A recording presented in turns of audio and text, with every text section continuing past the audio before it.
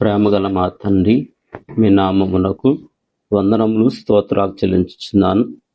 ఈరోజు మరొక రోజులోనికి మమ్మల్ని ప్రవేశపెట్టి ఈ దినము నీ వాక్యాన్ని వినిచ్చినప్పుడు నీ వాక్యము ద్వారా అనేకులను బలపరచండి, దీవించమని ప్రార్థిస్తున్నాం. ప్రభా నీకు వందనాలు. దేవా, ఈ దినమంతా మమ్మల్ని సజీవుల వరుసలో ఉంచావు కనుక నూతనమైన రోజు చూసాము. ఈ వాక్యము ద్వారా నా తండ్రి, అనేకులు చదువు ద్వారా వినుడు ద్వారా వారిని, వారి కుటుంబాలు, బిడ్డలను దీవించమని, పనులలో తోడుగా నడిపించమని ప్రార్థిస్తూ ఈ దినమంతా నీ యొక్క సన్నిధి కాపుదల వారు తోడుగా నడిపించమని యేసు నామములో అడిగి వేడుకున్నాం తండ్రి, ఆమేన్. దేవుని వాక్యం చదువుకుందాము. యెషయా గ్రంథము 41వ అధ్యాయము 16వ వచనము. నీవు యెహోవాను బట్టి సంతోషించెదవు. చదివిన వాక్యం ద్వారా రావలసిన దీవెన ప్రభు మెల్లరకును దయచేయునుగాక, ఆమేన్. వాక్యంలో సంతోషము ఎవరి వల్ల వస్తుంది అనే బైబిల్ గ్రంథము మనకు నేర్పుతుందంటే, ఈ లోకములో రకరకాల సంతోషాలు కొద్ది క్షణాలు ఉంటాయి, కానీ శాశ్వత కాలము ఉండే సంతోషము ఎక్కడైనా ఉందంటే అది వాక్యంలో మనం చూచాం.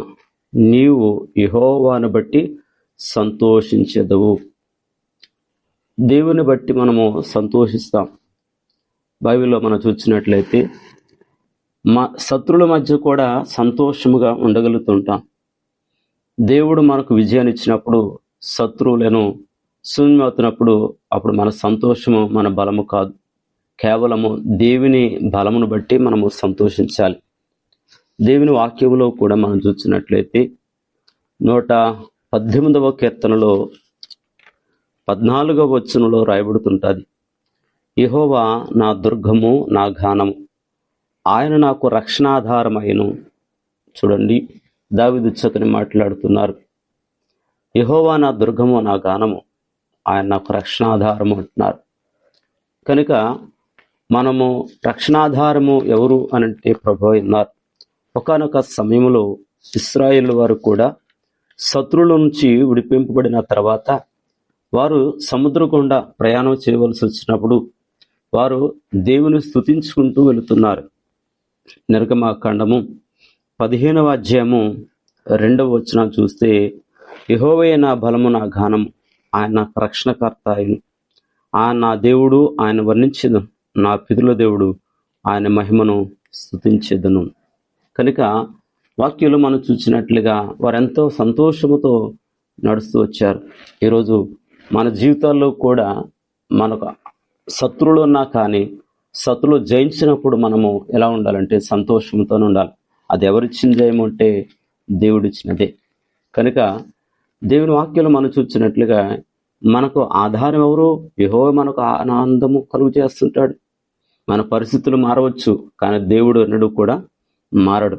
నిజమైన ఆనందము ఎక్కడుందంటే దేవుని సన్నిధానంలో ఉంది.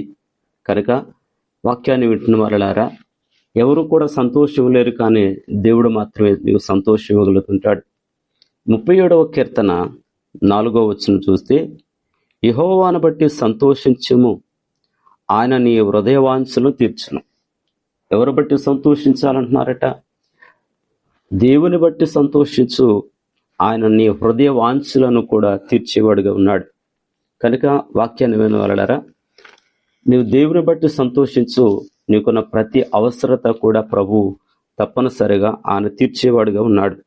అందుకనే 16వ కీర్తనలో కూడా 11వ వచనంలో రాయబడుతుంది, జీవ మార్గము నీవు నాకు తెలియచేసేదవు, నీ సన్నిధి సంపూర్ణ సంతోషం కలదు, నీ కుడి చేతిలో నిత్య సుఖములు కలవు. కనుక ఈరోజు నిత్య సుఖములు, సంతోషాలు ఎక్కడ ఉన్నాయి అనంటే కేవలం దేవుని దగ్గరే మాత్రమే ఉంది.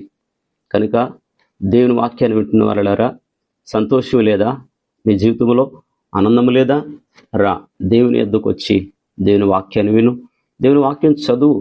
నీకు శత్రువు ఉండవచ్చు, కానీ వారు అనవద్దుకి లేక దేవుడు వారిని ఆ చేతిలోంచి విడిపించి, ఇశ్రాయేలు విడిపించిన దేవుడు నిన్ను కూడా విడిపిస్తాడు.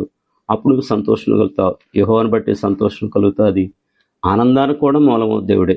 కనుక ఈ దినము ఈ వాక్యం ద్వారా నీ జీవితంలో ప్రభువు నిన్ను పిలుస్తున్నాడు కనుక పరిశుద్ధినందు ఆయన పిలుపుని అందుకుని దేవుని సంధానంలో ఆయన ఆరాధించు, స్తుతించు.